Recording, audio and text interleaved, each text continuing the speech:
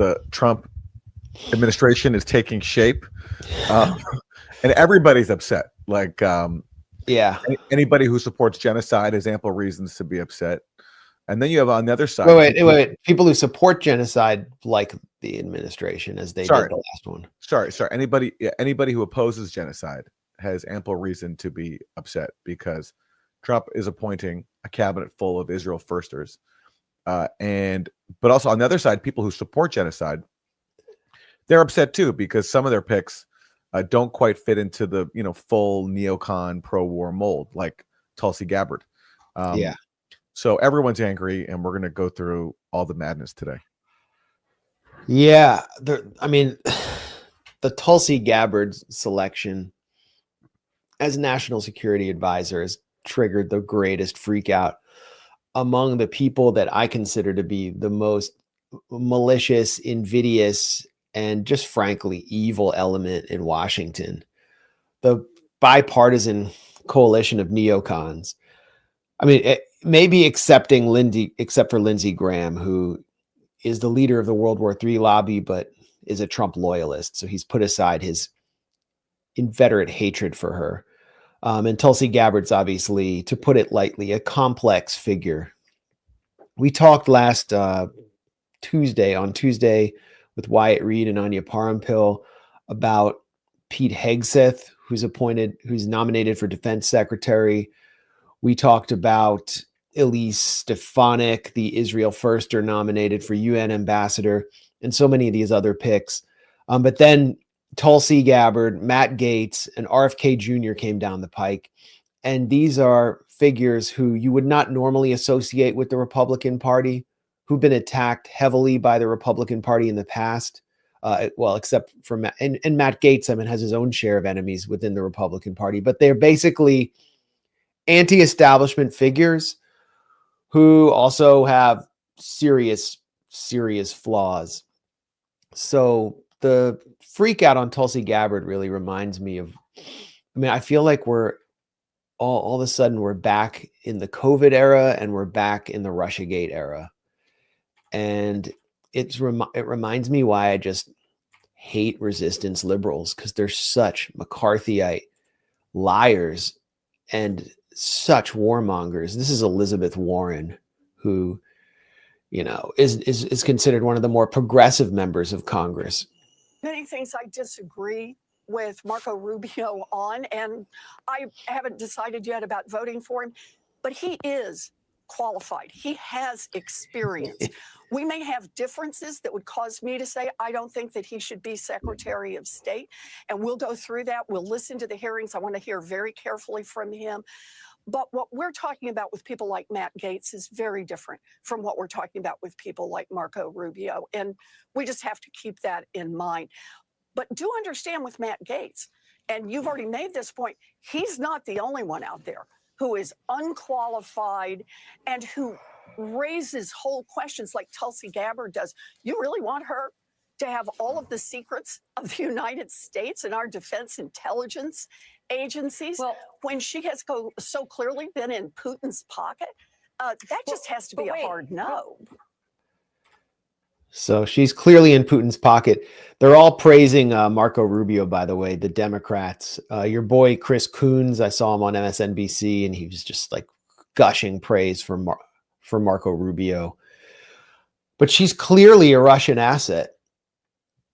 This is the line that we get again and again and again. This is basically an official Democratic talking point. Here's the lady who ran the DCCC, Democratic Congressional Campaign Committee, and was a DNC official, Debbie Wasserman Schultz, on Tulsi Gabbard.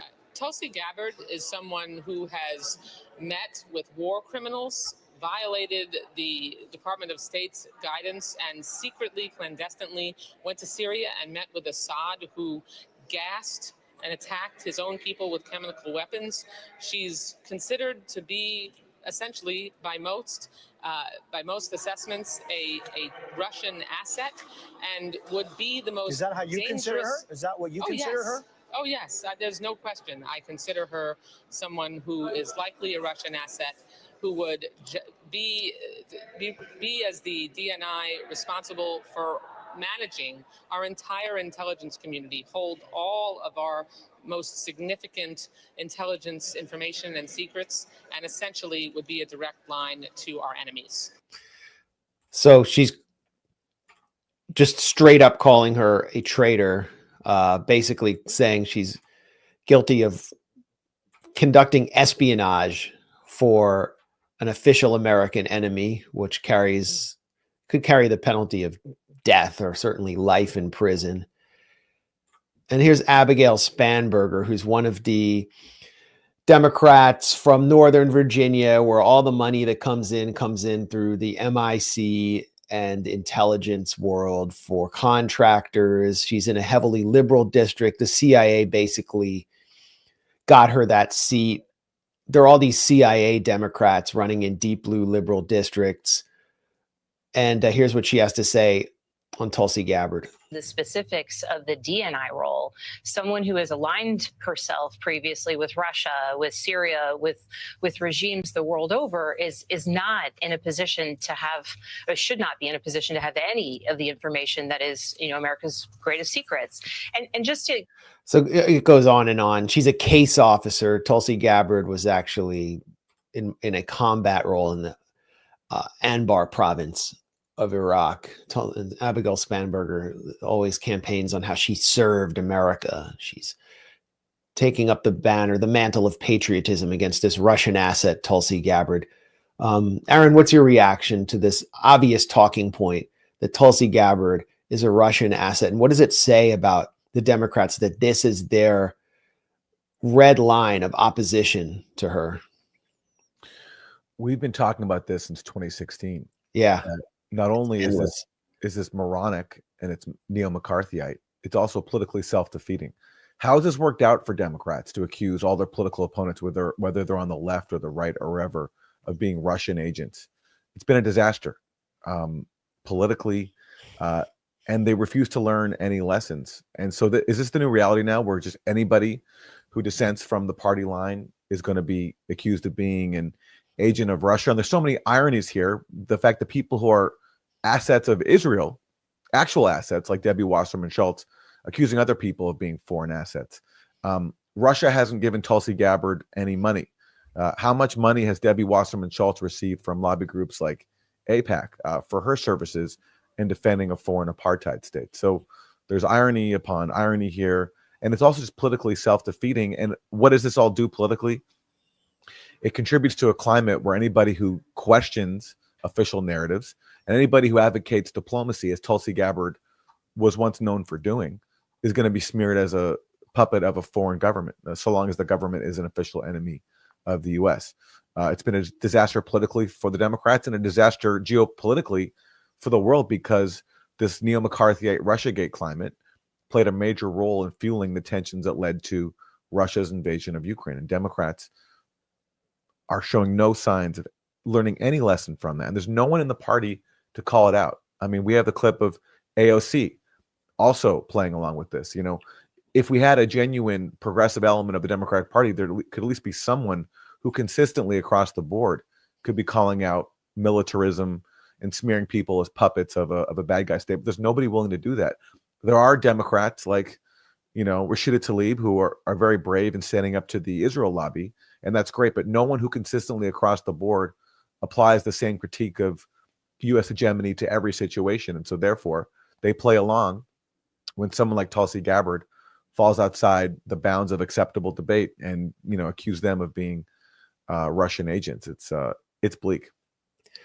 Yeah, there's no Democrat who actually stands up against the whole system of empire, of the military-industrial complex. There are no anti-war Democrats who are in Congress, no real anti-war Democrats, although they're anti-war on some issues. And this is AOCIA with Joy Reid, famous historian of Soviet Yugoslavia.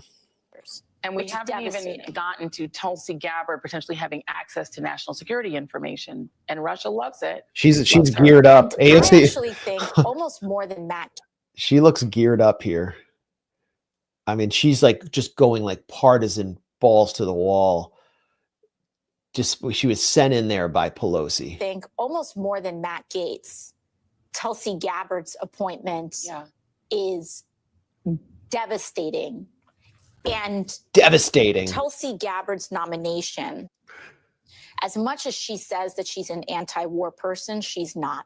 Yeah. She supports very pro-war individuals, including in Syria. And let's be very clear, a Tulsi Gabbard nomination is a pro-war nomination globally, point blank, period. As is Donald Trump as president of the United States. And we have very articulate case against Tulsi Gabbard. It's a pro-war nomination globally. We don't know what she's going to do, and we're going to talk about some things that might be wrong with her.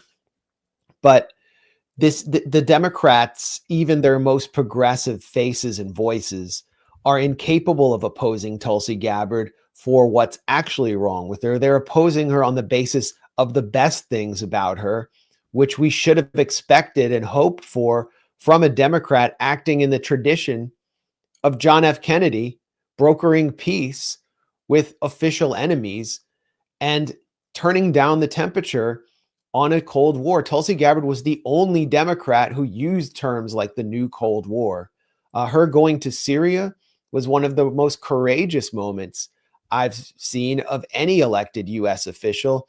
And when she returned, and I wrote about this in my book, The Management of Savagery, I went to a press conference she delivered only with, I think it was a Republican from New Hampshire or something named Peter Welch, sort of more independent on foreign policy, and introduced a bill to ban the CIA and Pentagon from sponsoring Al-Qaeda and its allies in Syria. I mean, this is one of the biggest scandals in American foreign policy in recent years, that our tax dollars were given to the CIA for a black budget to fund literal Al-Qaeda jihadists in Syria to rampage through the country, to carry out ethnic cleansing campaigns against religious minorities, and to just wreak havoc. The U.S. dumped one out of every $13 into the CIA's budget, dumped it into weapons in Syria across the Turkish border to just tear the country to shreds. And Tulsi Gabbard was the only legislator to actually stand up against it. She only got 13 co-sponsors,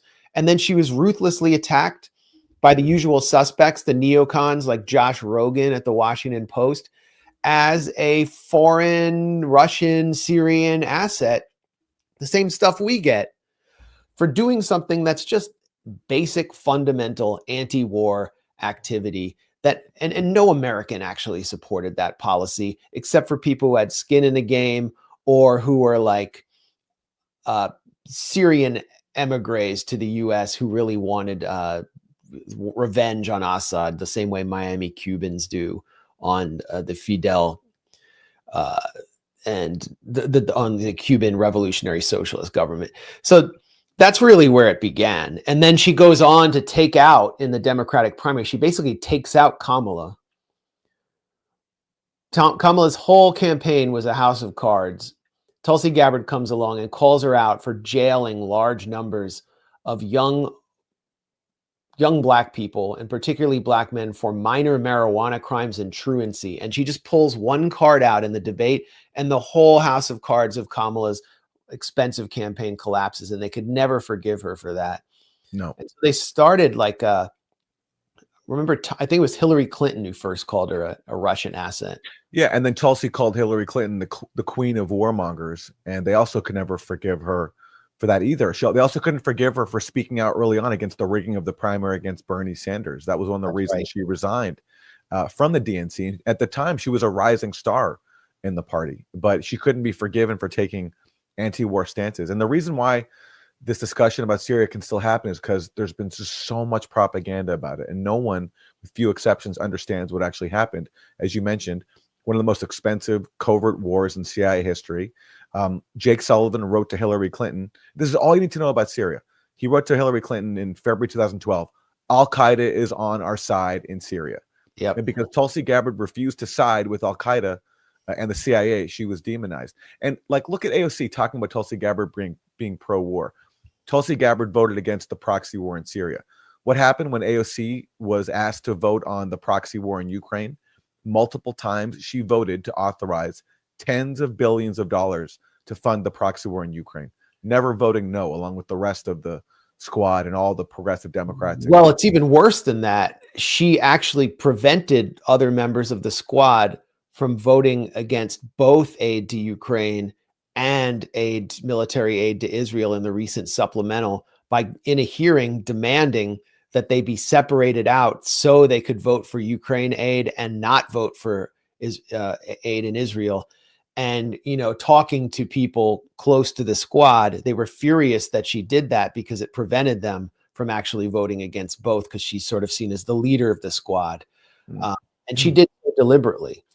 But yeah, early on, she was cheerleading the $40 billion to Ukraine. And by the way, Jake Sullivan's wife, Maggie Goodlander, is one of those Abigail Spanberger CIA Democrats, national security state Democrats, who just got basically bought a seat in New Hampshire. That's what we're dealing with the Democratic Party. And that's by the way, and who does AOC want in the job of Director of National Intelligence? Would she prefer someone like Jim Clapper, the first guy in the job who lied to Congress about spying on Americans, who lied about non-existent weapons of mass destruction in Iraq? He was working for the Bush administration, and he basically lied. He said that Iraq had WMDs, but that they had moved them into Syria. That was his excuse when they couldn't find WMDs. He said that Iraq had moved them into Syria. And then later on in his memoir, and Ray McGovern, the former CIA analyst, loves to quote this line, where Jim Clapper said that basically, we found evidence for something that wasn't actually there. So Jim Clapper admitted that he lied on behalf of the Bush administration. So is that committed perjury? Committed perjury. Is that who these people, including AOC, would prefer to be in the job of directing national intelligence, or someone who doesn't support knowingly arming an Al-Qaeda dominated insurgency inside Syria? Yeah. Now I guess one more point that I wanted to emphasize was just how phony the Russia asset allegations are and where they emanated from. It started with Hillary Clinton. Then one of these bogus disinformation researchers, Carolyn Orr Bueno, remember, she started crowdfunding to go to Hawaii to investigate Tulsi Gabbard for her Russian ties, and that she was going to go to Hawaii. And she basically was fundraising so she could go on a Hawaiian vacation. I don't know if she ever went, and she never really turned anything up, but she raised money. And I think she probably just hung out on the beach in Hawaii. And this was someone who I think was quoted by NBC News and their disinformation and extremism researchers on Tulsi Gabbard being a Russian asset. And then, do you remember Goofy Grapes? Does that name ring a bell to you? That was a pseudonym. That was a pseudonym for someone who donated to Tulsi Gabbard, right? Yeah. Who worked for? Here it is. Yeah. But we know who it actually is. Yeah, right? we do. Yeah. Here, this is one of these fraud reporters from the Daily Beast, Lachlan Marquet. Tulsi Gabbard's campaign is being boosted by Putin apologists. The Hawaiian congresswoman is quickly becoming the top candidate for the Democrats who think the Russian leader is misunderstood. Gabbard also got $1,000 contribution from Goofy Grapes, who listed his or her occupation as, quote, comedian, an employer at Redacted Tonight, a current events comedy show on Russian state broadcaster RT. So Goofy Grapes is a very funny comedian named John F. O'Donnell. I think he's got a few good new shows coming up. And he used to work with Lee Camp at Redacted Tonight. And so that was their evidence that Goofy Grapes donated $1,000. I mean, there's no RT anymore. And he was just a guy who worked on a comedy show inside RT, which was like the only alternative anti-war comedy shows that had a live studio audience. That's their evidence pretty much. And Caroline Orr Bueno's trip to Hawaii. They also made a thing out of the late Stephen F. Cohen, one of the most influential scholars of Russia in the U.S., also gave money to Tulsi Gabbard, and they tried to make that a scandal as well. That was the climate we were living in the Russiagate era, and we're still living in it now. We're still living in it now. Again, I feel like I'm living in the COVID era and the Russiagate era all over again, except that when it's like living in those eras, but when I scroll through my phone, I just see an endless stream of dead children in a genocide presided over by the current Democratic president, who is barely there, which we'll talk about later. We don't know, Aaron, which Tulsi Gabbard would even show up if she somehow passed confirmation. I mean, and we can understand why she's hated so much from the time before she was fully ejected from the Democratic Party. I did a thread of some highlights from an interview she gave to Joe Rogan in 2019 before she was very well known. At this point, she was completely unknown to the MAGA Trump movement, largely unknown. And this was sort of her introduction. And what she said was fairly lucid for an American member of Congress. I mean, the bar is low, but she talked about Yemen, she talked about Iran, and what she said about North Korea, I thought was very important for viewers of Rogan to hear. It may be easy to write him off as a maniac. There has also She's been referring to Kim Jong-un. Consistent. There has been a consistency throughout the different regimes of the Kim family as they've developed this nuclear and nuclear missile capability, in that they are doing it to protect themselves against regime change war, essentially. And they have said it directly. Our U.S. foreign policy experts point that out, that this is the reason why they're developing this capability, because they have seen how, if you look at Libya, for example, when Gaddafi was looking at, building and acquiring nuclear weapons, he was doing so also as, to protect himself and his regime. And then he made a deal with the United States saying, okay, give up your nuclear weapons program, and we're not going to, don't worry about it. We're not going to touch you. And then, of course, we know what happened. The U.S. led this regime change war, toppled Gaddafi, and North Korea says, okay, so that's what you do when you have, a leader of a country without nuclear weapons to protect themselves. So, I mean, that was something you'll never hear, especially in today's Democratic Party, from a member of Congress. They don't understand that countries that are deemed as U.S. official enemies actually need deterrence because of the behavior of the U.S. and its vassals in Europe through NATO on the world stage, where they violate every treaty. They don't understand why Iran needs nuclear weapons now. They just think in terms of enemyism.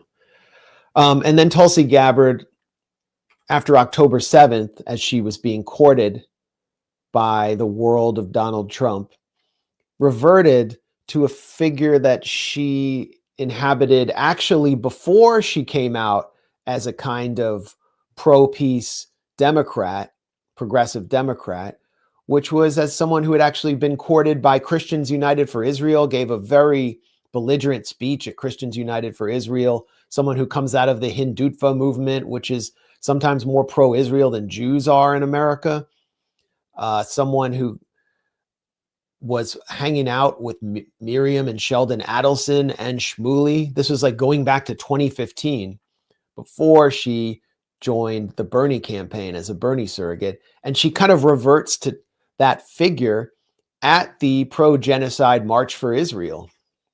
This is... There are tens of thousands gathering at the National Mall showing their support for Israel and to condemn hatred of Jews. One of those condemn hatred of Jews. Fox News contributor and former Congresswoman Tulsi Gabbard. Great to have you here. What's the atmosphere like in D.C. today, Tulsi? Thanks, Dana. I will be heading there shortly here from the studio, but on the way here, the roads are blocked. People are pouring in from all across the country to take this very important stand against anti-Semitism and against the Hamas terrorist Islamist groups that are vowing to exterminate not only the Jews, but sending this call to action to people around the world to go after and destroy and kill anyone who doesn't adhere to their radical interpretation of Islam. I got to tell you, there's a very loud absence, though, in knowing that President Biden and Vice President Harris are literally just down the street as people are traveling here from all over the country, yet they don't feel it's important enough to come and. Yeah, I mean, Chuck Schumer was there. Like the whole Democratic leadership was there. They're all owned. I mean, Chuck Schumer was locking arms with House Speaker Mike Johnson. Yeah, and Van Jones was there because he's basically a paid shill for the Israel lobby now. Probably not a fan of Tulsi Gabbard. Stand with our fellow Americans to send this strong and resounding message at a time when anti-Semitic attacks around the world are at their height, that we will not allow it to continue, that we stand with Israel and the Jewish people. They are a reminder of why I left the Democratic Party. Jews are a reminder of why you left the Democratic Party. When she left the Democratic Party, when she left it, she didn't say anything about alleged anti-Semitism. She talked about the Democratic Party being a party of warmongers and being neo-McCarthyites and rigging the primary against Bernie Sanders. That's what she talked about. So this shift, and Bernie rejected her endorsement. So I think she wound up endorsing Joe Biden. She did. Then she left. I mean, we can go on, but you get the point.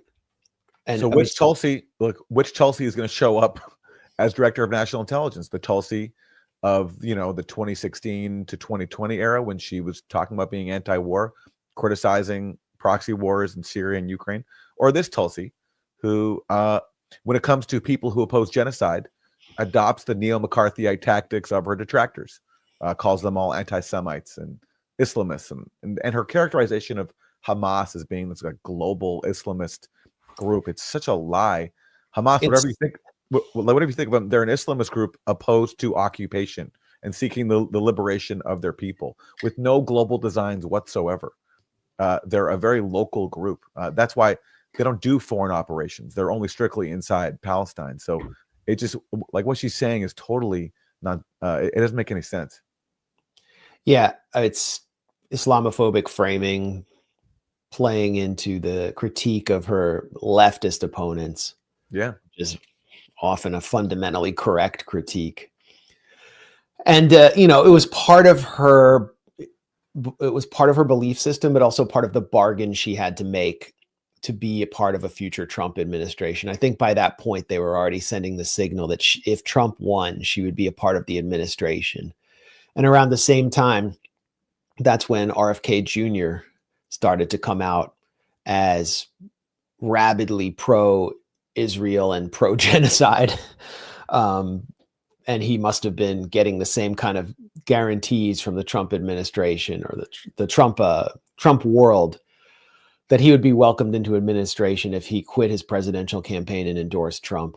It's all part of the bargain you have to make, because Donald Trump himself is controlled by an Israeli asset in Miriam Adelson, who has this long history with both Tulsi and has a history with RFK Jr., has done events with RFK Jr., who we'll talk about in a second. So which Tulsi will show up? It matters, but as you pointed out, Aaron, Director of National Intelligence, and I wrongly referred to her as a nominee for National Security Advisor earlier. Director of National Intelligence is usually someone who is in the tank completely for the IC, for the intelligence apparatus, someone like Jim Clapper. And remember what happened to Chaz Freeman. He would have been the best Director of National Intelligence of our lifetimes, someone we've interviewed multiple times at the Grayzone, a real China expert, actual fair, objective China expert who was nominated by Obama, but someone who criticized Israeli occupation.